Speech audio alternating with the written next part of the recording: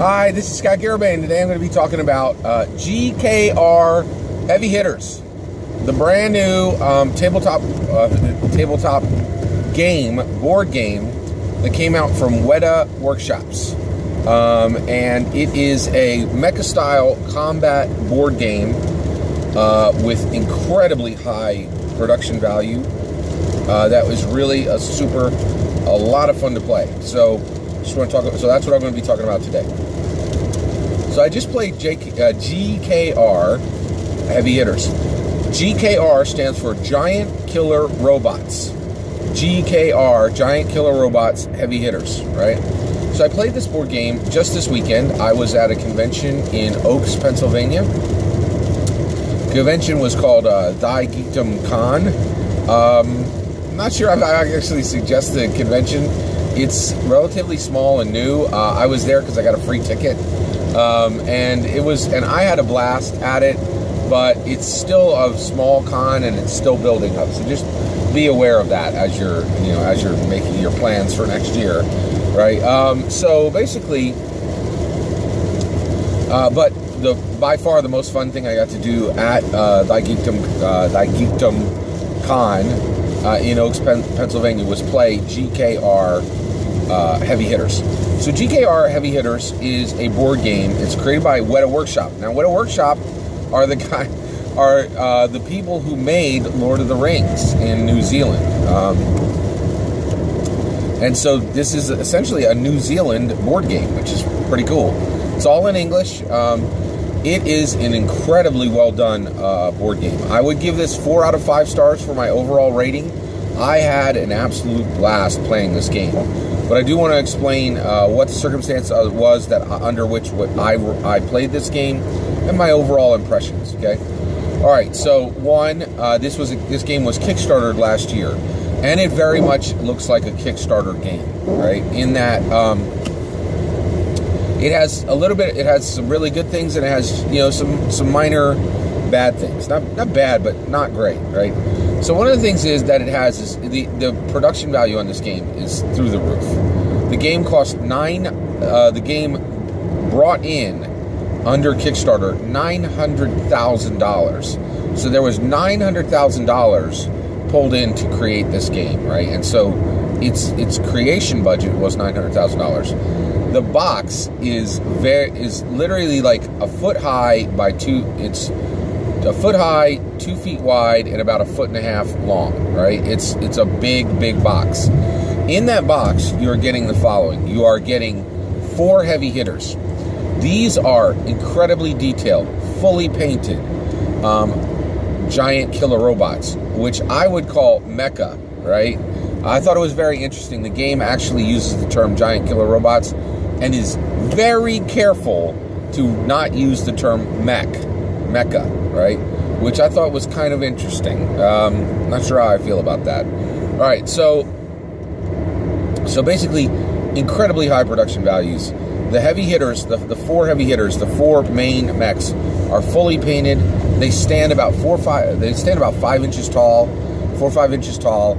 They're big, they're bulky. They have a really prominent presence on the game board, and they have a hex space, which goes onto the hex squares of the board. Okay. They also have facing. So basically, on their base, facing is painted, so that facing matters for the heavy hitters. Now, the way the game plays is every player has 1 heavy hitter. They have 1 giant killer robot. They then also have 3 support mechs, right? Support units. And these support mechs, they come in 3 flavors: repair, combat, and reconnaissance. And they all have the ability to attack, but of course the combat support mech is the most powerful attacking unit.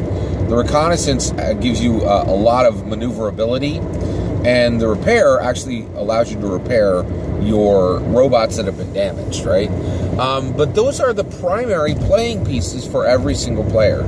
So every player has 4 primary playing pieces. They have their heavy hitter, and then they have their own support mechs.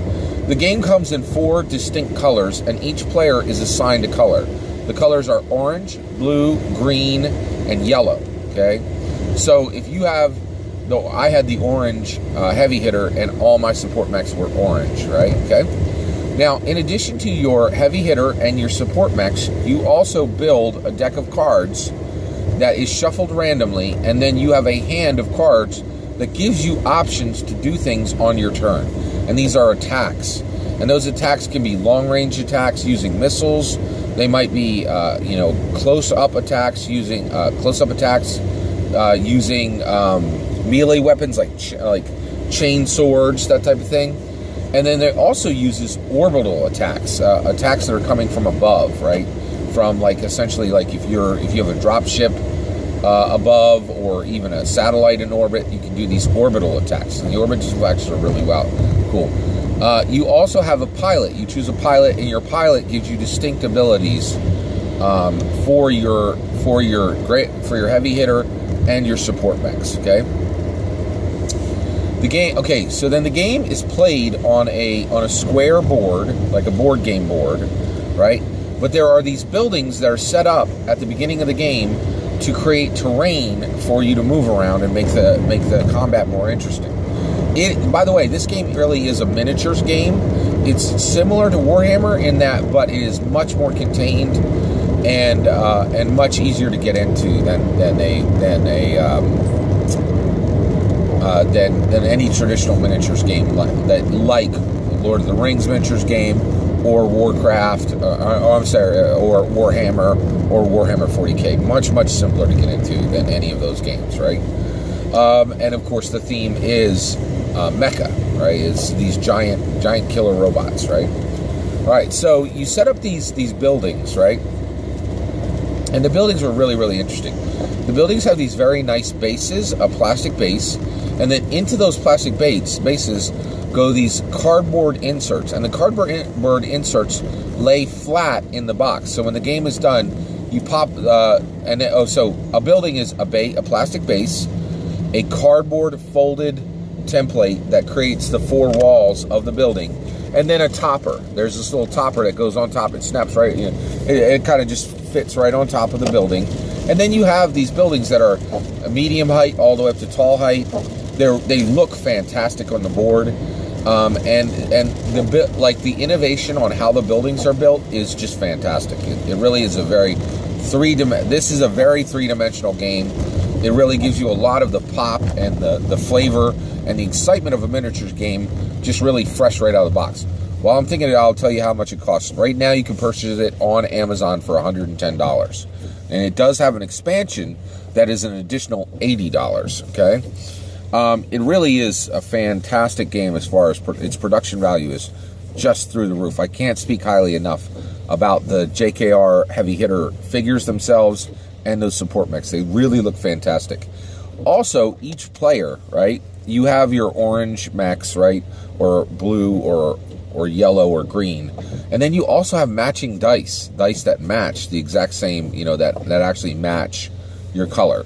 You also have these flags, these plastic flags, that at the end of each round, of play, you can attach these flags to the buildings. So whenever you're next to a building, you can attach a flag to a building, and if you get 4 flags on a building, you own that building and you claim it, and nobody else can get it. Right? The game's victory condition. You can play the game in multiple different ways. There are like capture the flag, all kinds of different variants. But the general game, and the game that I played, and the basic generic game, is a combination of destroy other mechs and claim territory, right? So you use your support mechs and your heavy hitter to put these tags onto buildings, right? And and also if you are able to capture 4 buildings, which would require putting down a minimum of 16 tags, you win the game. Okay, so it's a territory game. It's a combat game. It really is very cool.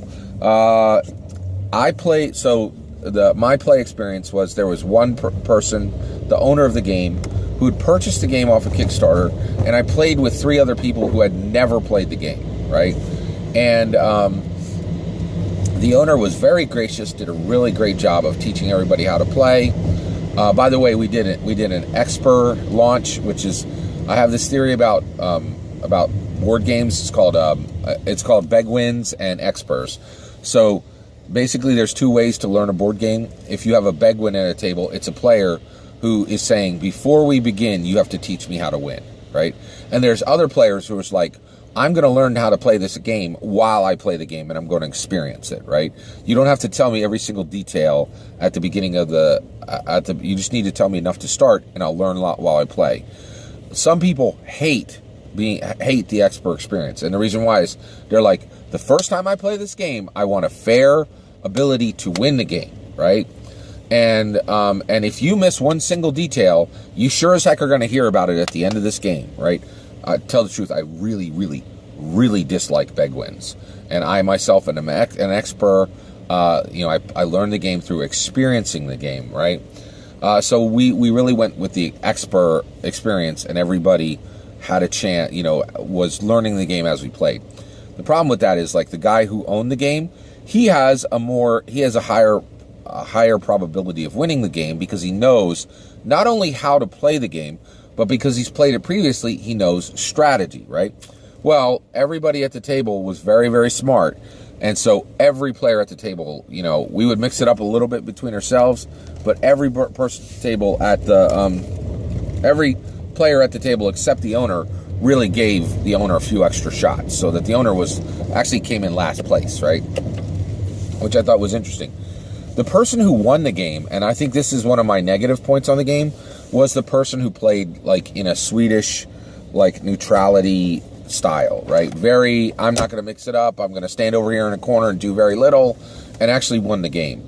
Now, to me, if you have a combat game with gigantic, and the name of the game is Giant Killer Robots, the game should, in my opinion, do a better job. The rules of the game should do a better job of supporting aggressive play, right? Whereas right now, to me, the way the rules are written, it actually incents you to combat very little and do very little as far as fighting, which, if the name of your game is Giant Killer Robots, it's probably not the best way to structure your rules, right?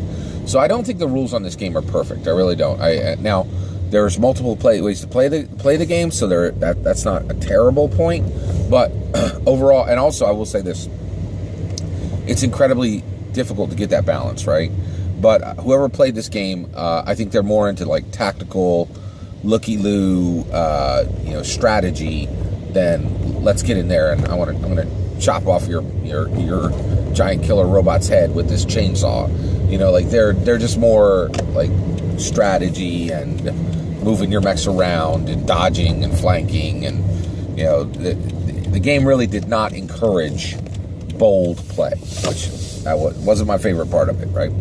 But I will say, I played this on Saturday. It's now Tuesday. I haven't been able to get this game out of my mind. I absolutely loved playing it. The tactile feel of the pieces was fantastic. The cards, the decks that you use, these cards are very customizable, and you can actually build your own deck. So there's like a deck building aspect to the game. All the art on the cards is absolutely beautiful. Every single card has a speed on it, so that when a speed value, so that when you start playing the game and you go into a turn, by the way, all the turns are split up into movement phase and combat phase, and there's like a reset phase where you get all your energy back. Also, moving your giant killer robot, your heavy hitter, you use energy, right? And when you go negative on your energy, you start taking damage. When you take damage in this game, cards that are in your deck that you would use every turn go into your discard pile and are no longer available. So your damage is literally damaging the cards in your hand and giving you less ability to do cool things, right? So that's pretty realistic, and it felt very natural and fairly simple.